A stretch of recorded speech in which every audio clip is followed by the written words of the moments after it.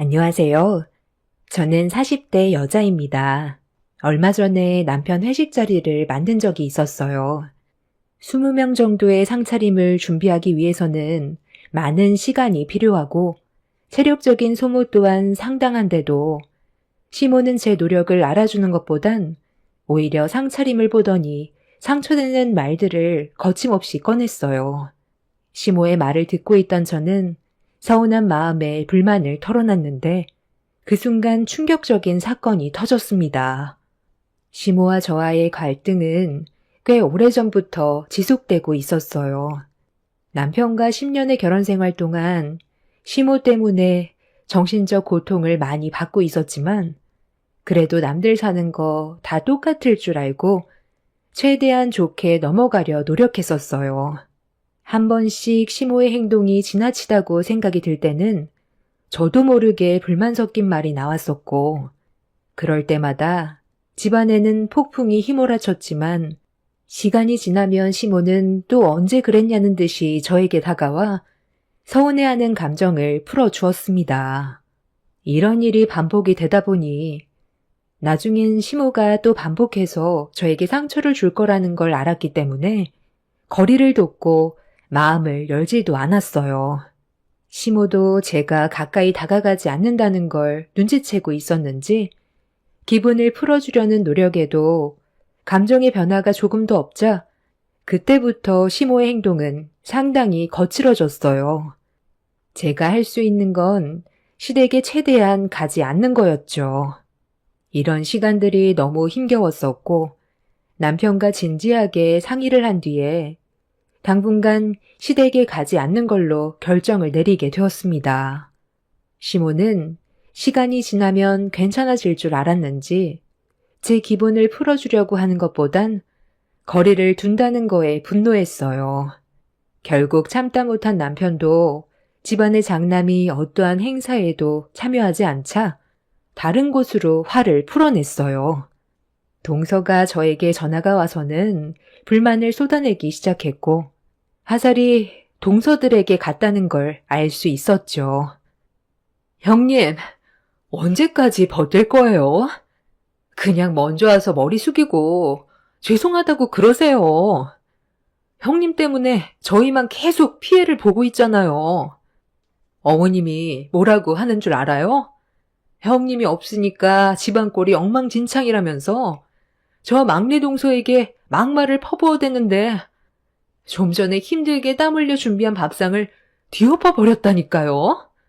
이런 식으로 살다간 저까지 정신병에 걸리겠어요. 언제 올 거예요? 지금이라도 당장 와서 상황 정리 좀 해주세요. 동서도 어머님 댁에 안 가면 되잖아. 뭐하러 그렇게 힘든 길을 택하고 있어. 그냥 나처럼 영 끊고 살아. 크게 어려운 것도 아니더라고. 어차피 손해보는 건 어머님이야. 지금 내가 다시 어머님 댁에 고개 숙이고 들어가게 되면 나를 대하는 행동은 더 가해질 텐데 나는 더 이상 난리치는 꼴 못 보겠어. 한두 번도 아니고 하루에도 수십 번씩 바뀌는 어머님 성격 솔직히 감당하기 너무 힘들잖아. 동서도 이번 일을 진지하게 생각해봐. 우리도 행복하게 좀 살아보자. 아유, 형님이야. 아주버님과 뜻이 같으니까 그렇게 할 수가 있는 거죠. 저는 아예 선택권조차 없다고요. 저는 말을 안 해본 줄 아세요? 어머님 때문에 힘들다고 몇 번이나 말을 했는데도 제 말은 씨알도 안 먹혀요. 어머님 댁에 더는 가고 싶지 않다는 말을 꺼내자마자 유진 아빠가 뭐라는 줄 아세요? 자기 엄마 얼굴 안 볼 거면 차라리 이혼을 하자더라고요. 자기는 아주버님처럼 불효자가 되고 싶지 않다면서 엄청 효자인 척 하는데 제가 애들 놔두고 어떻게 이혼을 하겠어요. 동서도 등 돌리고 살고 싶어 하는데 서방님도 유진 아빠랑 같은 생각을 가지고 있더라고요. 그래도 형님이 있었을 때는 어머님이 어느 정도는 감당이 됐었는데 지금은 하도 난리를 쳐서 시댁에 가는 게 너무 두려워요. 형님이 그냥 어머님 히스테리 받아주면서 좀 참으면 안 돼요? 저보다 형님이 더 잘 버티잖아요.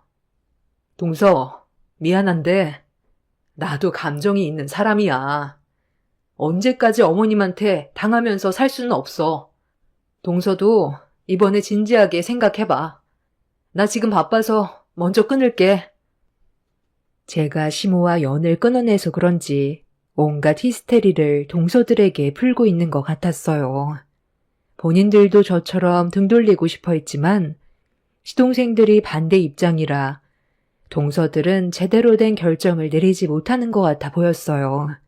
그런 상황들을 들었을 때 안타깝긴 했지만 희망도 없는 시댁에 또다시 들어가서 시모에게 상처받고 싶지 않았어요. 10년 동안 참았으면 참을 만큼 참았다고 생각했었죠. 그런데 며칠 뒤 셋째 동서가 저희 집에 직접 찾아왔습니다. 형님, 오래간만이죠? 갑자기 찾아와서 많이 놀랐어요? 그래도 연락은 하고 왔잖아요. 그동안 어떻게 지내고 있었는지 궁금하기도 해서 잠깐 들린 거예요. 우리야, 뭐 항상 똑같지. 잘 지내고 있었어. 그런데 이 시간에 어쩐 일이야? 동서, 무슨 안 좋은 일이라도 있었어? 얼굴이 왜 그래? 좀 전에 집에서 한바탕 했어요. 저도 웬만하면 참고 넘어가려 했는데 지난주 주말에 어머님 댁에 다녀왔었거든요. 그런데 식사를 하시다가 갑자기 형님이 어머님과 연락 안 하고 지내는 거에 상당히 화가 많이 났는지 흥분을 하시더라고요. 그래서 둘째 형님이랑 제가 최대한 진정하시라고 애쓰고 있었는데 어머님이 저랑 둘째 형님도 연 끊고 지낼 거냐면서 화를 내며 물어보셨는데 앞에다 대고 시댁에 그만 오고 싶다는 말을 어떻게 꺼내요. 그런데 둘째 형님도 그동안 쌓인 게 많았는지 연 끊고 지내고 싶다는 말에 집안 전체가 난리가 났었어요. 어머님은 둘째 형님의 말을 듣자마자 상을 뒤집어 엎었고 안 좋은 말들이 오고 갔는데 아니 갑자기 지우 아빠가 제 생각도 둘째 형님과 같은 생각이냐면서 화살이 저에게 돌아오더라고요. 순식간에 저에게 집중이 된 상태였는데 둘째 형님이 솔직하게 얘기해도 된다는 말에 그동안 힘들었다는 말을 꺼냈어요. 어머님이 그 말을 듣자마자 뒷목을 잡더니 그 자리에서 쓰러지셨고 언제까지 속으로 숨기면서 살 수 없어서 형님이 왜 집을 뛰쳐나왔고 둘째 형님이랑 저도 얼마나 힘들었는지 모든 걸 털어놨는데 갑자기 지우 아빠가 제 뺨에 손을 올리더라고요. 자기 엄마한테 상처 줬다며 흥분을 가라앉히지 못하고 저와 둘째 형님한테 막말을 퍼붓더라고요. 그날 둘째 아주버님도 우리 편은 아니었어요. 그렇게 부부관계까지 안 좋아졌는데도 어머님은 뭘 잘못했는지 전혀 인지하지 못하고 있더라고요. 지금 둘째 형님네는 이혼 얘기가 나오고 있는데 저는 벌써 서류에 도장까지 찍었어요. 그리고 형님, 이거 보세요. 지우 아빠랑 지난주에 그런 일이 있고 나서 부부싸움이 계속됐는데 갑자기 흥분을 하더니 제 머리채를 잡아서 사정없이 바닥으로 패대기 치더라고요. 머리털이 한 움큼 빠져서 머리에 구멍이 다 났어요. 제 편이 되어줘야 될 사람이 제 머리채를 잡았다는 거에 저도 더는 못 참겠더라고요. 그래서 이혼 도장 찍었어요. 형님이 먼저 결정한 거 정말 잘한 선택이에요. 아주버님이 옆에 있어서 이런 말 하는 게 좀 그렇지만 어머님 정신이 나간 것 같아요. 지금 사람이 아니라 완전 괴물이 되어버렸어요. 형님이 영 끊어버리고 나선 아예 이성을 잃어버렸다니까요.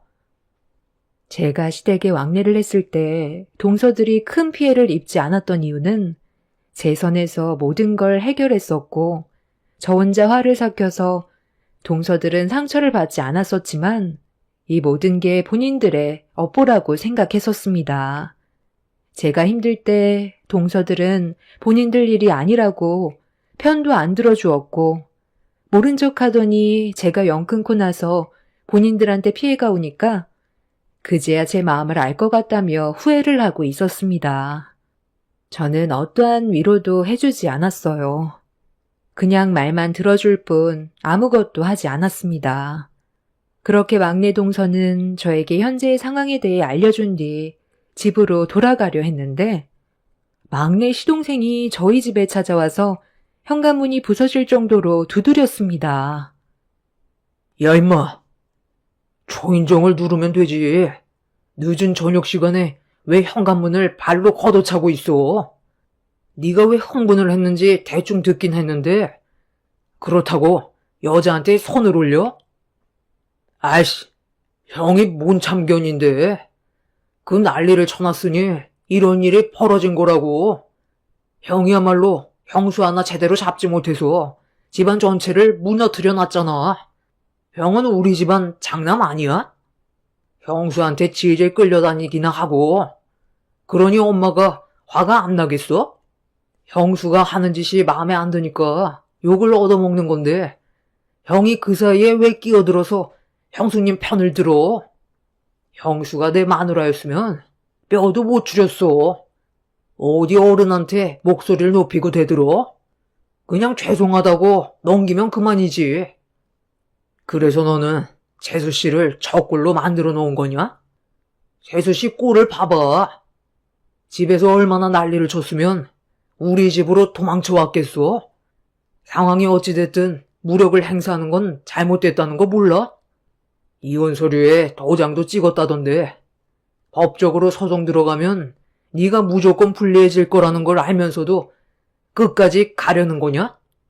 지금이라도 당장 재수 씨한테 용서를 구해. 애들 생각도 해야지. 우리가 잘못을 한 게 아니라 어머니의 행동에 문제가 있는 거라고. 한 가족이 됐으면 서로가 잘 지낼 수 있게 노력을 해야 되는데 어머니는 너희 형수 얼굴만 보면 잡아먹을 듯이 달려들었잖아. 말이 10년이지. 결혼생활 10년 동안 얼마나 많은 노력을 했는지 알아? 여보, 그만해요. 어차피 이제 와서 얘기해봤자 달라지는 거 아무것도 없어요. 각자 상황이 다르고 생각하는 게 다르잖아요. 그런데 서방님, 이거 하나는 기억하세요. 어머님이 서방님의 인생 대신 살아주지 않아요. 지금 옆에 있는 동서와 자식들이 떠나면 서방님한테 남는 건 뭔데요? 서방님도 생각이 있다면 어머님의 행동이 잘한 게 아니라는 거 충분히 알고 있을 텐데요. 그리고 내가 봤을 때 서방님이 엄청 효자는 아닌 것 같던데 어머님 감당 되겠어요? 서방님이 동서한테 한 행동들에 대해서는 용서받기 힘들겠지만 여기에서 그만 멈춰요. 나중에 땅을 치고 후회하지 말고요. 다 떠나가고 나중에 혼자 남겨졌을 때는 이미 늦은 거고 다시 되돌리고 싶어도 그렇게 할 수 없어요.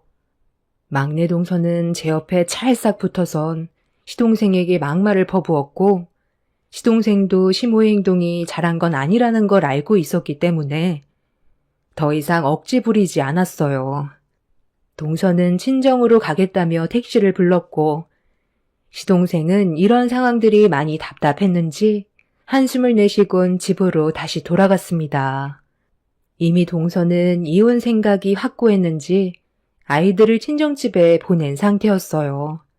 불같은 성격에 행동부터 옮기는 시모와 그걸 똑 닮은 시동생 때문에 집안 전체가 쑥대밭이 되어버려 많이 답답했습니다. 어른이면 어른답게 행동을 해야 되는데 시모의 잘못된 행실이 불러온 결과에 이미 집안 전체가 무너져버린 상태였습니다. 결국 시모 때문에 동서내외는 이혼을 결정했어요.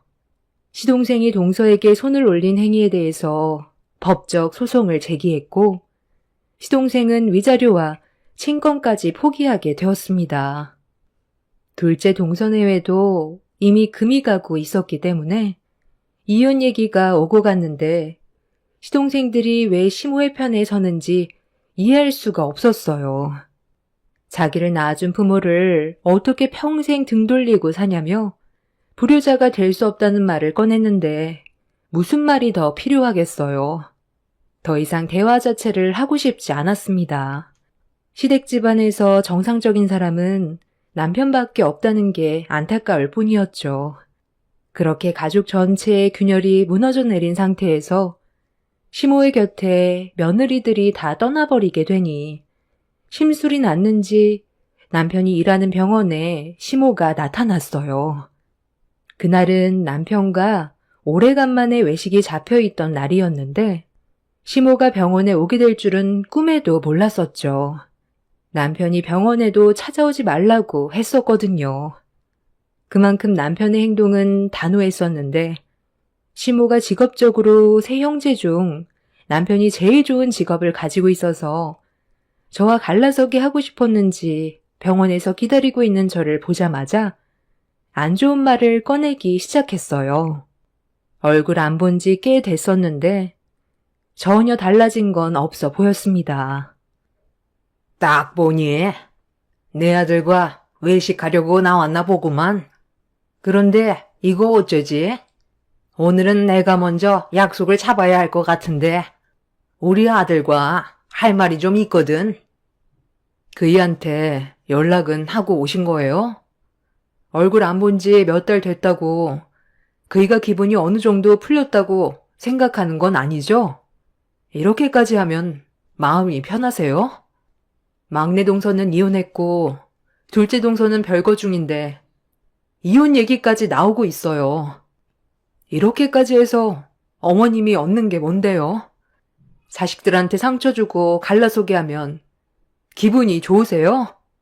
저도 사람이고 어머님한테 그동안 서운했던 일들이 많았었기 때문에 안 좋은 감정이 터져 나온 건데 제가 왜 이렇게까지 단호하게 행동하게 됐는지 어머님의 행실을 되돌아보셨다면 다시 좋은 관계로 발전할 수 있는 계기는 충분히 있었다고 생각해요. 그런데 지금은 이미 늦은 것 같네요. 내가 원하는 며느리상은 무슨 말을 해도 다 받아들이고 토달지 않는 걸 원했는데 너는 말끝마다 나한테 불만 섞인 말을 했었잖니? 나도 그런 너의 행동이 마음에 안 들었고 신경에 거슬리기 시작했다. 시키면 시키는 대로 입 다물고 하면 되지. 너까지 게 감히 나한테 토를 다는데 내가 그런 행동을 지켜볼 수 있을 것 같니? 잘난 집안도 아니면서 의사인 내 아들 데려갔으면 내가 무슨 짓을 해도 감수해야지. 나는 오늘 무조건 내 아들과 대면해야 되니까 더 이상 신경 거슬리게 하지 마라. 시모와 안 좋은 대화를 주고받고 있는데 남편이 퇴근을 하려고 직원들과 함께 걸어오고 있었는데 직원이 이산 집에서 집들이 겸 회식을 하는 거냐고 물어보는데 그 말을 듣게 된 시모가 남편한테 다가가 이사까지 했냐고 목소리를 높였습니다. 직원들은 분위기가 안 좋아지자 급하게 자리를 피했어요. 어머니랑은 상관없는 일이잖아요. 제가 그런 것까지 일일이 말씀드릴 필요도 없고요. 진료받으러 왔으면 다른 과에서 진료받으세요. 저는 오늘 집사람과 외식을 하기로 했거든요. 병원도 바꾸든지 해야지. 제가 일하는 병원에 드나드는 거 상당히 불편하네요. 제 입에서 좋은 말 나오지 않을 거라는 거 모르는 거 아닐 텐데 연락 한 통 없이 무작정 찾아오는 거 상당히 불쾌하다고요. 뭐 때문에 오셨는지 모르겠지만 지금 기분으로 어머니랑 대면하고 싶지 않아요. 너 정말 너무한 거 아니니? 나보다 며느리가 더 중요하다는 거야? 내가 그동안 너를 어떻게 키웠는데 이런 식으로 엄마 마음에 상처 주면 너는 마음이 편하니? 너를 낳아준 엄마 얼굴이 그렇게 보기 싫어? 이사까지 했을 거라곤 상상도 못했다. 오늘 여기 온 이유는 너랑 다시 좋은 관계로 풀어나가고 싶어서 왔는데 엄마랑 잠깐 시간 좀 보내줄 순 없니? 기니 할 말이 좀 있는데. 너희들 외식은 언제든지 할 수 있잖아. 너는 평생 동안 엄마 얼굴 안 보며 살아갈 수 있니? 저 관계를 풀어가기 전에 이 사람과의 관계가 먼저인 것 같은데요? 그리고 먼저 동생들 관계도 다시 예전처럼 돌려놓으세요. 그 전까지 얼굴 보기 힘들 것 같아요. 뭐가 우선인지 생각해 보시고 머릿속이 정리되면 그때 다시 오세요. 그럼 저는 할 말 끝났으니 애들도 기다리고 있어서 먼저 가볼게요. 남편은 단호하게 행동했고 그런 모습을 지켜보고 있던 시모는 온몸을 부들부들 떨면서 저를 노려봤어요. 이 모든 상황이 제 탓인 것 마냥 생각하는 듯 보였습니다. 사실 남편은 중학교 때 시어머니가 일찍 이혼해 두 시동생들만 데리고 집을 나가서 시모에 대한 정이 없어요. 그러다 보니 시부의 도움으로 악착같이 공부해 의대에 합격하게 된 거였죠. 시간이 아무리 지나도 시모는 달라질 것 같지 않았고 저희 부부는 그렇게 시모를 지나쳐 병원을 나왔습니다. 시모는 저희가 시야에서 사라질 때까지 끝까지 노려봤는데 며칠 뒤 충격적인 일들이 펼쳐지게 되었네요. 저희 부부가 이사를 했었던 건 시모 때문인 것도 있었지만 남편이 일하는 병원에서 집까지 교통편이 너무 안 좋아 아침만 되면 상당히 많이 막혔어요. 반대로 제가 일하는 회사의 교통편은 나쁘지 않아 이사를 결정하게 되었고 그렇게 새로운 지역으로 옮기면서 집들이 겸 회식을 저희 집에서 하기로 했어요. 그런데 저희 집을 몰래 알아낸 시모가 음식을 한창 준비하고 있을 때 문을 두드렸어요. 역시 우리 아들이 능력이 좋아서 이런 멋진 주택까지 마련하고 정말 대단해. 내가 아들 하나는 정말 잘 낳았다니까. 음식 준비는 잘 돼가니? 그런 얼굴로 쳐다보지 마라. 네가 저번에 나를 무시하고 내 아들과 외식을 했을 때 끝까지 따라가 집이 어딘지 알아냈었다. 이사를 했다는데 한번 와봐야 하지 않겠어? 오늘이 집들이 겸 회식 날이라며 내가 오늘 병원에 잠깐 들려서 우리 아들과 같이 일하는 동료 의사에게 물어봤지. 20명 정도 온다고 하는 것 같던데 병원 이사장까지 온다더만. 신경 바짝 써야 되겠어. 오늘이 앞으로 우리 아들 병원 생활하는데 중요한 자리가 될 것 같은데 음식 준비 대충 하는 거 절대로 용납 못한다. 어머님이 돌아가 주시는 게 저에게 도움이 될 것 같은데요. 이런 식으로 무작정 찾아오면 그이가 집에 들어왔을 때 좋아하겠어요?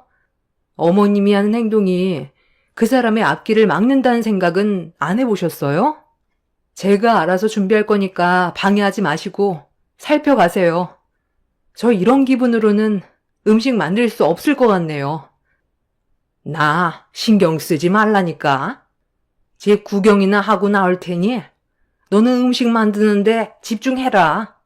전에 살던 집보다 얼마나 좋아졌는지 한번 둘러볼까? 시모는 막무가내로 저희 집 문을 열고 들어갔어요. 마당에서 음식 준비를 한창 하고 있던 저는 시모가 들어온 순간부터 모든 게 일시정지가 되어버렸고 음식을 어떻게 만들고 있는지도 모른 채 집안에 들어간 시모가 신경이 쓰여서 아무것도 하지 못했습니다. 남편이 사람들을 데려올 시간은 가까워 오는데 시모 때문에 일이 진행이 안 되자 짜증이 난 저는 집 안으로 들어갔어요. 시모는 집안 전체를 돌아다니면서 전부 휘젓고 있었습니다. 더 이상 시간을 지체하다가는 그날 일정이 정말 꼬이게 될 것 같아 시모에게 그만 돌아가 달라며 현관문 밖으로 밀어냈는데 시모가 저를 밀치더니 작은 방에는 뭐가 있는지 궁금하다면서 문을 벌컥 열었어요. 시모는 한참 동안 아무 말 없이 작은 방을 쳐다보다가 저를 바라보더니 눈이 아래로 향했습니다. 그리고 시몬은 저를 보며 한마디 했어요. 너 임신했냐? 누구 허락 없이 임신이야? 지금 네 나이가 몇인데 임신을 하면 어쩌자고? 지금 애들 키우는 것도 벅차면서 셋째 임신까지 해? 임신하는 것까지 허락을 받아야 되는 거예요? 부부 생활하다 보면 예기치 않은 일들도 생기는 거죠. 다들 축하해 주는데 어머님은 뱃속에 손주가 생긴 게 상당히 마음에 안 드나 봐요. 어차피 어머님과 상관없는 일이니 그만 나가주세요. 지금 어머님 때문에 음식 준비하는 게 집중이 되지 않아서 너무 힘들어요. 내가 왜 나가니? 나는 오늘 내 아들과 저녁 한 끼 하고 싶어서 온 건데. 나도 같이 할 수 있잖아. 내 아들 올 시간도 거의 다 된 것 같은데 음식 준비가 얼마나 됐는지 한번 볼까? 예, 지금 이게 뭐니? 이걸 상차림이라고 준비해 놓은 거야? 이런 식으로 음식을 만들어 놓으면 누가 먹어? 돼지도 거들떠 안 보겠다. 시몬은 마당에 펼쳐진 음식들을 보더니 손님이 오지도 않았는데 손으로 반찬을 주워 먹으며 간을 보기 시작했어요. 입에 들어갔다 나온 손을 다른 반찬 위로 올라가길래 더럽게 뭐 하는 짓이냐고 시모의 팔을 잡아챈 뒤 나가실 거 아니면 방해하지 말라며 시모를 강제로 자리에 앉히는 순간 시모가 어디서 어른의 팔을 함부로 잡냐고 임신을 한 저에게 발길질을 했습니다. 너무 순식간에 일어난 일이라 방어를 하지 못하고 시모의 발길질에 배를 맞으면서 뒤로 넘어졌고 식탁 테이블에 그대로 머리를 부딪혔어요. 시모는 발길질 한 번에 넘어가냐며 피식 웃고 있었습니다. 너무 갑작스럽게 일어난 일이라 넘어졌다가 저도 모르게 벌떡 일어났는데 멀미를 한 것처럼 어지러움이 느껴졌어요. 시모는 자리에서 일어나 휘청거리고 있는 저에게 사정없이 뺨을 올려쳤고 그대로 뒤로 넘어지려는데 시야가 검게 변하기 시작했어요. 바닥으로 쓰러짐과 동시에 대문을 열고 뛰어오는 남편이 눈앞에 보였고 시모는 우리 집안 먹칠하지 말고 자기 아들과 당장 갈라서라며 더한 짓도 할 수 있다면서 저는 시댁집안과 맞지 않는다고 귓속말로 속삭였어요. 남편이 어떻게 된 거냐고 시모에게 소리치는데 시모는 음식을 준비하다가 갑자기 쓰러졌다며 거짓말을 하고 있었습니다. 남편은 정신 차리라면서 제 얼굴에 조심스럽게 뺨을 쳤고 순간적으로 남편의 말이 지속적으로 제 귀에 들리면서 다시 정신을 차릴 수가 있었습니다. 남편은 좀 전에 저와 시모가 어떤 상황이었는지 전혀 알지 못한 상태라 시모에게 어떻게 된 거냐고 물어보았고 제가 옆에 있는데도 거짓말을 하는 시모의 말에 화가 머리끝까지 올라와 분노가 끌어올랐는데 온몸에 힘이 없었습니다. 남편은 당장 병원부터 가봐야 할 것 같다면서 초점을 거의 잃었다며 뇌진탕 증세가 있는 것 같다고 저를 들쳐업었고 남편과 함께 온 동료 의사들의 도움을 받아 대문을 나가려는데 뒤늦게 들어온 병원 이사장님이 저를 부르며 달려왔어요. 그네야, 내가 너무 늦었다. 빨리 오고 싶었는데 차가 막혀서 너무 늦게 왔네. 이 노인네가 정신 나갔나? 임신한 몸인 걸 알면서 사람을 어떻게 이 지경으로 만들어? 그쪽이 저지른 행동이 대학까지 위험해질 수 있다는 걸 몰라? 박 선생, 내가 전부 다 듣고 있었어. 출발 전에 우리 큰딸과 전화 통화를 하고 있었는데 박 선생 어머니가 그녀한테 손을 올렸고 막말을 퍼부었다고. 임신한 몸이라 간단한 반찬만 만들어 놓으면 나머진 내가 전부 준비해 가기로 했었는데 음식 맛이 형편없다면서 차려놓은 것도 없다고 임신한 사람한테 발길질하는 게 말이 되나? 자, 여기 아직까지 전화 통화가 연결되어 있지? 병원 이사장님과 저는 가까운 사이예요. 예전에 이사장님 댁에 초대를 받은 적이 있었는데 이사장님 시어머니께서 치매가 있으셔서 많이 힘들어 하셨었죠. 그때 잠깐 이사장님 시어머니를 뵌 적이 있었는데 그분이 갑자기 저를 보시더니 눈물을 흘리셨고 제 손을 잡더니 친손녀가 살아 돌아왔다면서 제 손이 닳도록 어루만지셨습니다. 그때 당시 모두가 놀랐었고 나중에 알고 보니 몇 년 전 이사장님의 큰딸이 교통사고로 세상을 떠났었는데 저와 약간 비슷하게 닮아 보여서 착각한 것 같다면서 제가 자주 곁에 있어드리면 좋을 것 같다고 부탁을 하셨어요. 나쁜 일도 아니고 좋은 일이라 이사장님 댁에 자주 갔었고 이사장님도 그때부터 저에게 큰애라고 부르셨습니다. 그렇게 왕래하면서 지내다 보니 어느새 이사장님은 저를 큰딸처럼 한 가족으로 대해주셨고 좋은 관계를 유지하고 있었습니다. 저희 엄마와도 나이가 비슷해서 저 또한 마음 열고 다가갈 수 있었죠. 그렇게 허물없이 관계를 유지해오고 있었는데 이번에도 제가 임신한 사실을 아시고 많은 음식을 준비했다며 저보고 쉬라고 했었지만 그래도 손님인데 그건 예의가 아닌 것 같아 기본적인 음식들을 준비하면서 이사장님과 통화를 하던 도중에 시모가 들어온 거였어요.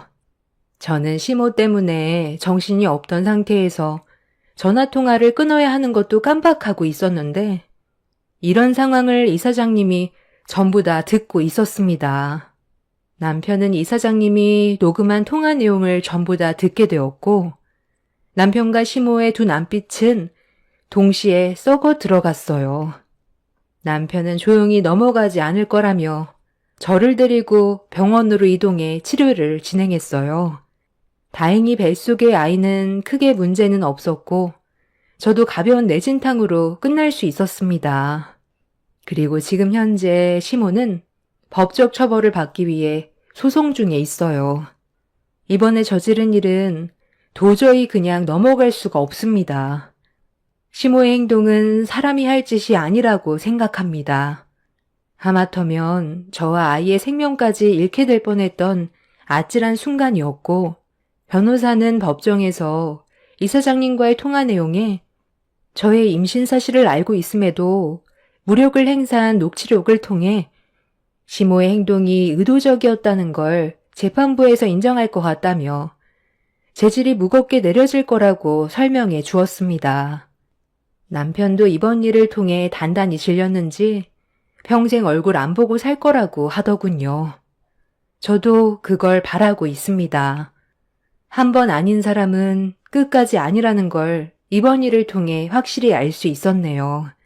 제 사연 들어주셔서 감사합니다. 안녕하세요. 저는 36살 여자입니다. 얼마 전에 병원을 잠깐 다녀왔는데요. 저희 엄마 건강이 좋아지셔서 조만간 퇴원을 해도 된다는 진단을 받았습니다. 그리고 이 소식을 저와 결혼을 약속했던 그 사람에게 전해 들었는지 병원을 또다시 찾아오셨어요. 저희는 별로 만나고 싶지 않았는데 시모는 엄마 앞에서 무릎을 꿇으시더니 용서를 구하셨어요. 하지만 벌써 돌이킬 수 없는 상황까지 와버렸기 때문에 아무리 잘못을 뉘우친다 해도 관계 회복은 어려울 것 같아 보이네요. 한 번뿐인 사람 인생 마음먹은 대로 흘러가면 좋겠지만 그것 또한 쉽지 않은 것 같습니다. 사랑하는 사람과 지속적인 만남을 이어오다 보면 자연스럽게 결혼을 생각하게 되고 상대방 또한 저와 같은 생각을 가질 때 결실이 맺어지는 건데 그 과정에서 여러 가지 걸림돌이 생기게 되었고 많은 갈등을 불러일으켰어요. 결혼을 허락받기 위해 예비 시댁에 인사를 드리러 갔을 때 처음 받아보는 대우에 어떤 식으로 처신을 해야 할지 모르겠더라고요. 내가 둘 사이의 관계를 알게 된 건 얼마 되지 않지만 꽤 오랜 기간 만나왔었다면서? 그래서 자연스럽게 결혼 얘기를 주고받았겠지. 하지만 경리 씨도 쉽지 않을 거라는 거 어느 정도 예상하고 있었을 텐데. 둘만 좋다고 결혼을 할 수 있다면 부모가 왜 있겠어? 각자 입장 차이가 있기 때문에 어느 정도 쓴소리가 나가도 이해해 줬으면 좋겠네. 일단 내 아들은 명문대 나와서 의사 생활을 하고 있는데 그쪽은 학원 선생이라며? 그래서 대충 알아봤는데 그렇게 유명하지는 않은 것 같아서 솔직히 실망을 안 할 수가 없더라고. 내 주위에서도 잘 나가는 일타 강사 몇 명 정도는 알고 있긴 한데 의사 직업보다 훨씬 더 많은 수익을 받고 있는 걸로 아는데 그쪽은 전혀 알지 못하더라고. 동네에서 이름 좀 날렸다 하면 웬만해서는 강사들끼리 서로 정보 주고받으려고 모임도 가진다는데 그런 곳에서도 참석하지 않는 거 보면 낄 수 있는 수준도 안 된다는 거잖아. 그럼 받는 수익금도 현저히 떨어질 테니 내세울 만한 게 없는 건데 내 아들과 결혼을 하겠다는 게 나는 어이가 없는 거야. 결혼은 양가 집안이 어느 정도 수준이 비슷해야 갈등이 없는 거 모르나? 이런 문제로 안 좋은 상황까지 가게 되는 거 주위에서나 막장 드라마에서도 봤을 거 아니야. 설마 현실은 그렇지 않다고 생각하는 거 아니겠지? 내가 봤을 때 드라마에서 나오는 것들보다 현실이 더 심할 것 같거든.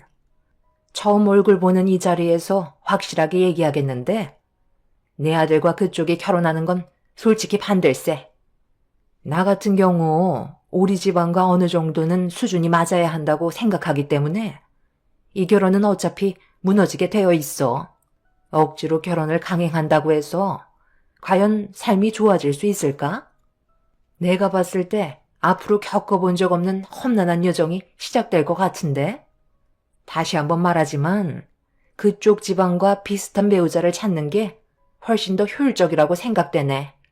설마 내 아들 이용해서 한몫 챙기려는 건 아니지? 그게 무슨 말씀이세요? 당연히 아니죠. 저는 이 사람과 결혼하고 싶어서 인사드리러 온 것뿐인걸요. 어머님께서 무엇을 걱정하고 계신지는 충분히 이해하고 있어요. 제가 부족하다는 것도 잘 알고 있고요. 어머님 마음 제가 100% 충족시켜 드리지 못하겠지만 며느리로서 정말 좋은 모습 보여드릴 수 있고 돈이 전부가 아니라는 걸 앞으로 결혼 생활하면서 보여드리도록 할게요. 저도 이 사람처럼 명문대 졸업했고 직업 선택 폭이 넓었지만 굳이 학원 강사를 선택한 이유는 아이들을 가르치면서 원하는 대학에 진학시켰을 때 얻는 보람이 저에게는 크게 작용해서 지금까지 즐겁게 하고 있는 중이에요. 분명 열심히 하다 보면 분명 성공은 자연스럽게 따라올 거라 믿고 있어요. 엄마가 애초부터 정해놓은 기준치가 워낙 높아서 그런 거지. 제가 여자 보는 눈이 없겠어요. 그동안 격리 만나오는 동안 오히려 제가 배울 점이 훨씬 더 많았어요. 그만큼 몇 년 동안 만나오면서 이 사람 놓치고 싶지 않다고 생각하게 되면서 앞으로 함께하고 싶은 마음에 결혼하자고 제가 먼저 얘기했어요. 그만큼 이 사람을 향한 제 마음 변함없으니 엄마도 저희 받아들여 주세요. 제가 행복하면 되는 거 아닌가요? 집안 차이를 문제 삼으면 한도 끝도 없어요. 예비신랑도 그렇고 저 또한 지속적으로 어머님한테 쉬지 않고 어필을 했어요. 그만큼 저희가 함께하고 싶은 마음이 크다는 걸 보여드리고 싶었습니다. 시부모님께서 아무 말 없이 조용히 듣고만 계시다가 시부는 저희의 결혼을 허락해 주셨어요. 그리고 서로가 평생 행복하게 잘 살길 바란다며 좋은 말씀을 아끼지 않으셨습니다. 하지만 시부의 말을 듣고 있던 시모가 갑자기 끼어드시더니 저희 결혼을 쉽게 결정 내릴 수 있는 문제가 아니라면서 조금 더 생각해 본다며 대화를 마무리하셨네요. 분명 시모가 며느리로서 생각해 두셨던 부분들을 저는 충족시켜드리기 어렵겠지만 그래도 최선을 다하다 보면 어느 정도는 인정받을 수 있을 거라 생각했어요. 하지만 시모가 원하시는 건 제가 예상했던 것보다 상상 이상이었고 결혼이 이렇게까지 힘들 줄 몰랐네요. 예비시댁에서의 첫날은 처음부터 끝까지 긴장이었지만 그래도 최선을 다해 노력하는 모습을 보여드렸습니다. 정말 크게 용기 내서 인사드린 만큼 예비시댁에서 있었던 상황들이 아쉽게 다가왔고 다음에 다시 기회가 된다면 더 좋은 모습을 보여드리고 싶었어요.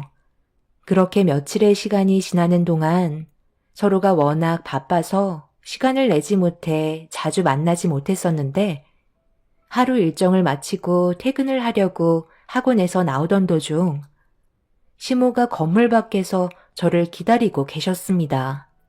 너무 놀라서 급하게 달려가 인사를 드렸는데 비상등을 깜빡이고 있던 차량을 손으로 가리키면서 차에 타라고 얘기하셨습니다. 목적지도 알지 못한 채 일단 차에 타긴 했는데 너무 갑작스런 상황이라 많이 당황스럽기도 하면서 불안한 마음이 공존하고 있었어요.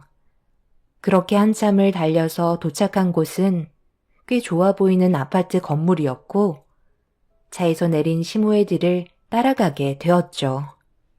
시모는 아무 말 없이 엘리베이터 제일 꼭대기층을 누르신 뒤 저를 데려간 곳은 그 사람과 함께 살 집이었습니다. 시모는 텅텅 비어있는 집을 저에게 보여주시며 한마디 하셨어요. 이 집 어떻니? 마음에 드니? 둘이 살기에 딱 적당하지? 내가 우리 아들 결혼하면 선물해 주려고 준비해 두었던 집이다. 정말 내 아들과 결혼을 하고 싶은 마음이 있다면 이 집에 들어와서 살아야 할 거다. 그 대신 조건이 있다. 이곳을 이제부터 네 혼수로 꽉 채우거라. 집은 우리 쪽에서 장만했으니까 혼수는 당연히 그쪽에서 장만해야지. 많이 당황스러운 표정인데 설마 그것까지 내가 준비해 줄 거라고 생각한 건 아니지? 이거 받아라. 명품집에 어울리는 혼수 품목들 정리해 놓은 리스트니까 거기에 적혀 있는 가전들로 들여오면 될 거다. 내가 대충 계산해 봤는데 한 5억 정도는 되는 것 같더라. 우리 집 며느리로 들어오는데 5억 정도면 싸게 쳐주는 거야. 설마 이 정도 해줄 능력도 없으면서 내 아들과 결혼하겠다는 건 아니지? 어머님의 말에 엄청난 충격을 받은 저는 할 말을 잃어버렸어요. 대충 봐도 70평 정도는 되어 보이는 집에 단둘이 사는 건 너무 비효율적인 것 같았어요. 그리고 텅텅 비어있는 집 안에 혼수를 채워 넣으라고 건네주신 품목이 정말 충격이었어요. 당연히 집이 넓은 만큼 들어가는 혼수 품목도 자연스럽게 늘어나는 건 맞지만 들어본 적도 없는 몇 천만 원짜리 가구들이며 가전들과 식기까지 전부 다 엄청난 가격대를 형성하고 있었습니다. 저는 너무 당황해서 아무 말도 하지 못하고 있는데 시모의 의도는 분명했어요. 이 정도 하면 제가 떨어져 나갈 거라고 생각하고 있는 듯 보였습니다. 재력이 있는 사람들이야 5억이 아무것도 아니겠지만 저희 집안은 그렇게까지 여유가 많은 건 아니기 때문에 무리일 수밖에 없었고 시모는 제가 서둘러 답을 해주길 기다리고 있었네요. 여기서 5억 혼수를 해오겠다고 얘기하면 결혼이 성사되는 거지만 그렇지 못한다면 이 결혼은 없던 일로 되는 거였죠. 그래서 침착하게 대화해보는 게 좋을 것 같아 제가 가진 고민을 털어놨어요. 어머님께서 생각하시는 기준에 제가 미치지 못한다는 거 충분히 알고 있어요. 그래서 많이 실망하셨겠죠. 하지만 저희 둘이 사는데 70평 정도 되는 아파트는 효율적이지 못한 것 같아요. 결혼한다면 아이도 가질 테지만 그래도 이 정도 평수는 대가족이 들어와서 살아도 넓은 집인데 여기에 어머님이 주신 혼수품을 전부 다 채운다고 제대로 활용할 수 있을까요? 그리고 저희 엄마가 지금 건강상 문제가 있어서 병원에 입원 중이시거든요. 금전적인 부담이 많은 건 사실이에요. 제가 많이 부족한 거 알아요. 어머님 마음에 차지 않은 여자가 며느리로 들어온다는데 당연히 화가 많이 나셨겠죠. 저희 집안 형편을 조금만 생각해 주시면 안 될까요? 저 정말 그 사람과 행복하게 살고 싶어요. 너희들 결혼 허락해 주겠다잖아. 그래서 이렇게 기회를 주는 건데 왜 받아먹질 못하는 거니? 5억 혼수면 비싸지도 않은 거고 내 주변에는 그 이상의 금액으로 들여오는 사람들도 허다한데 너무 커져 먹으려 드는 거 아니니? 내가 이만큼 했으면 당연히 너도 어느 정도는 해줘야 균형이 맞는 거지. 그것도 하지 못하면서 어떻게 내 아들과 살림을 차리겠다는 거야? 적혀있는 대로 이 집에 전부 다 채워넣지 않으면 결혼은 없던 걸로 해야 되겠다. 소급장난이 아닌 거 너도 잘 알잖아? 사부인이 병원에 입원 중인 거랑 집안 살림 채우는 거랑 무슨 상관이니? 병원비가 없을 정도로 사정이 많이 어려운 건 아니잖아. 그 사람과 둘이 살기에는 너무 넓은데 차라리 30평대 아파트를 알아보는 게 좋지 않을까요? 그 정도도 충분할 것 같은데요. 너 지금 내 앞에서 좁아터진 그 집에 내 아들과 살림을 차리겠다는 거야? 주변에 보는 눈이 얼마나 많은데 괜히 쓸데없는 말 귀에 들려서 사람들 놀림거리 만들고 싶은 거야? 너는 내 체면은 아예 생각도 하지 않는구나. 결혼할 생각이 있으면 거기에 적혀있는 대로 혼수품 들여오고 그렇게 하지 못하겠다면 여기에서 내 아들과 마무리 짓거라. 시몬은 그 사람에게 둘이 나눴던 대화에 대해 일체 얘기하지 말라며 저 혼자 모든 걸 해결하라고 사전에 미리 차단을 하셨어요. 제가 간절히 부탁을 해도 저희 집안 사정을 봐주지 않았고 남들에게 보이는 시선을 상당히 중요하게 생각하고 계셨습니다. 결국 5억 혼수품을 해결하지 못한 채 집으로 돌아오게 되었고 앞으로 어떻게 해야 할지 많은 고민에 빠지게 되었어요. 그 사람과 단지 행복하게 살고 싶은 것뿐이었는데 그것조차 마음대로 되지 않는 게 정신적으로 너무 힘들게 다가왔어요. 이런 고민을 혼자서 하는 것보다 부모님과 당연히 상의를 해야 할 문제이지만 엄마가 입원해 계신 상태에서 괜한 걱정 끼쳐드리고 싶지 않아 저 혼자 속으로 앓고 있었네요. 그 사람과 만나는 동안에도 항상 시모의 말이 제 머릿속에서 떠나지 않자 결국 시모와의 약속을 어기고 말았습니다. 혼자서 모든 걸 감당하기에는 역부족이었고 앞으로 어떻게 해결할 수 있을지 고민을 나눠봐야 할 것 같았어요. 그래서 시모가 건네준 5억의 혼수 리스트를 꺼내 보여줬네요. 지금 이것들을 전부 다 당신 집안에서 준비해 오라는 거야? 그리고 그 집은 또 무슨 얘기야? 나는 전혀 모르고 있었는데. 5억이 무슨 애들 장난도 아니고. 이건 내가 생각해봐도 아닌 것 같은데. 내가 엄마랑 다시 진지하게 대화 좀 나눠볼게. 아버지도 이 사실을 알아야 원만하게 해결을 하지. 이런 고민을 당신 혼자서 앓고 있으면 당연히 아무것도 해결이 안 되지. 그리고 엄마한테 70평 집이 있었다고? 그것도 처음 듣는 말인데. 내가 모르는 게 왜 이렇게 많아? 그리고 둘이 사는데 그렇게 큰 집이 뭐가 필요해? 30평 정도면 적당한 거지. 엄마는 그냥 당신이랑 내가 결혼을 하지 못하게 끊어내고 싶어서 그런 무리한 요구를 한 것 같아. 우리 엄마랑 사소한 거라도 마찰이 있다면 무조건 나한테 얘기해줘야 내가 나중에 처리를 해줄 수 있어. 아버지가 우리 둘만 좋으면 된다고 했는데 왜 엄마가 이렇게까지 행동하시는지 나도 이해하기 힘든데 당신은 더 많은 스트레스를 받았겠다. 아버지가 모든 걸 바로잡아 주실 거니까 너무 걱정하지 말고 오늘은 들어가서 푹 쉬어. 그리고 어머님 건강 상태는 어떠셔? 그래도 암을 조기에 발견해서 회복률이 높으실 거야.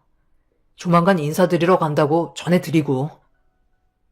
그 사람은 저에게 좋은 말만 해주었고 걱정하지 말라며 집에까지 바래다 주었어요. 시모와의 문제만 해결되면 모든 게 순조롭게 진행이 될 거라 생각했기 때문에 그 사람과 이 문제를 의논하는 게 맞는다고 생각했었어요. 그런데 그건 제 계산과는 너무나도 틀린 방향으로 흘러가 버렸고 충격적인 일들이 제 앞에 펼쳐지고 말았죠. 다음날 퇴근을 하고 병원에 도착해 엄마 병실을 향해 걸어가고 있는데 갑자기 시모가 제 앞에 나타나셨어요. 화가 머리끝까지 올라오셨는지 흥분한 상태로 저를 향해 걸어오시더니 제 팔을 강하게 잡으신 뒤 비상계단으로 저를 끌고 가셨습니다. 아무래도 그 사람한테 혼수 문제로 대화를 주고받은 것 때문에 저를 찾아오신 것 같았어요. 내가 귀에 못이 박히도록 얘기하지 말라고 그렇게 경고했는데 지금 내 말을 무시하는 거니? 쥐뿔도 없는 집안 내가 받아주겠다는데 5억 혼수품이 그렇게 하고 싶지 않았어? 그럼 다른 남자 찾아보면 될 것을 왜 자격 미달인 네가 감히 내 아들을 넘봐? 한 번만 더 내 앞에 나타나기만 해봐라.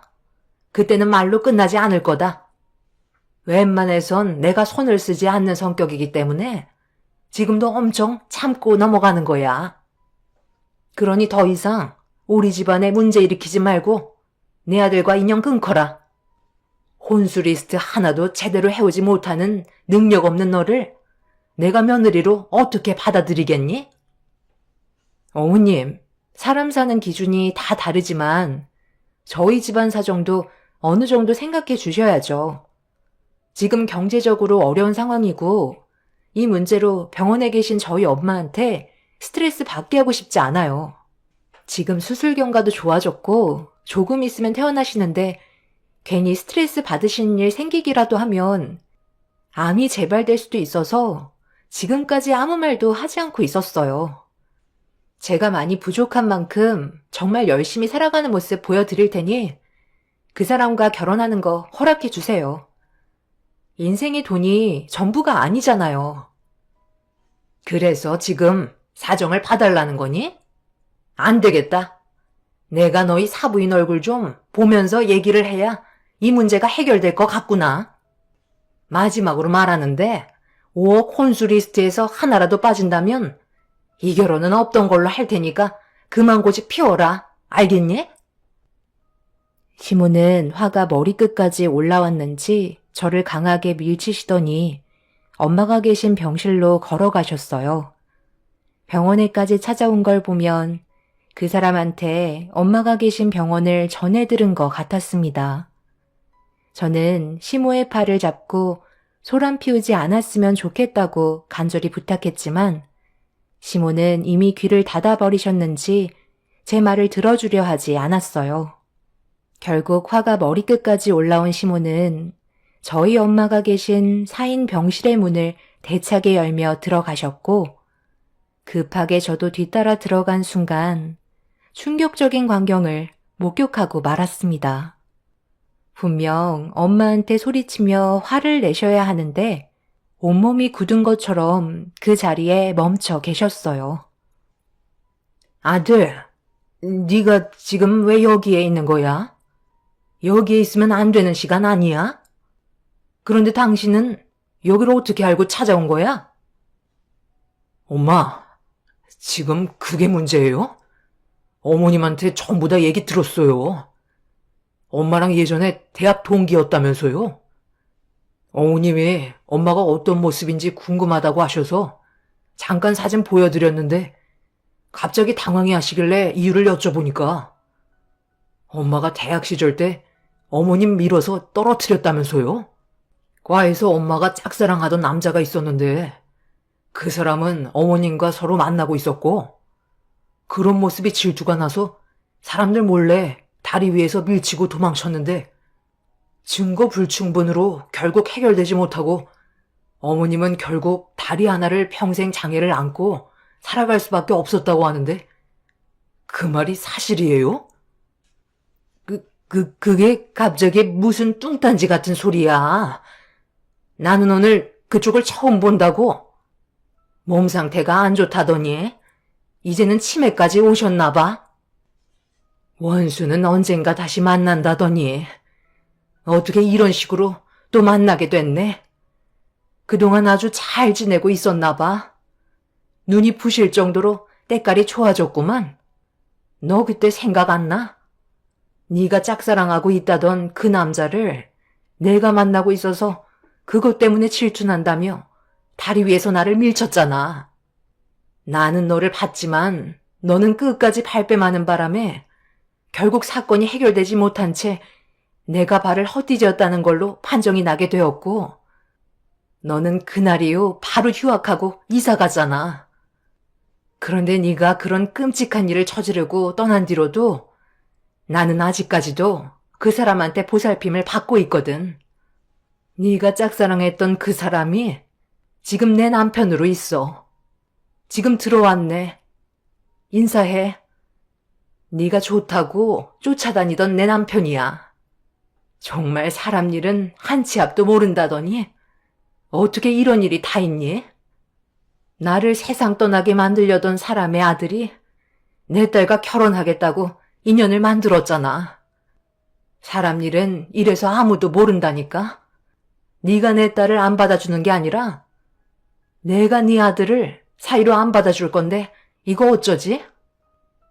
제가 알지 못하는 충격적인 말을 듣게 되었고, 그 사람과 시부는 화가 잔뜩 올라온 얼굴로 시모를 노려보고 있었습니다. 시모는 전부 다 저희 엄마가 지어낸 얘기라고 했었지만, 시부와 예비 신랑이 솔직하게 얘기하지 않으면 평생 시모의 얼굴을 두 번 다시 안 보겠다며 솔직하게 사실을 얘기하라고 화를 내자, 부정하던 시모는 그 자리에서 털썩 주저앉아 버렸어요. 그리고 모든 사실을 인정했고, 과거의 행동은 실수였다며 용서를 구하기 시작하셨죠. 하지만 돌이킬 수 없는 사건이었기 때문에 시모의 용서는 받아들여지지 않았습니다. 엄마는 시모를 평생 용서할 수 없다면서 아픈 몸을 이끌며 시모에게 다가가 가슴을 내려쳤습니다.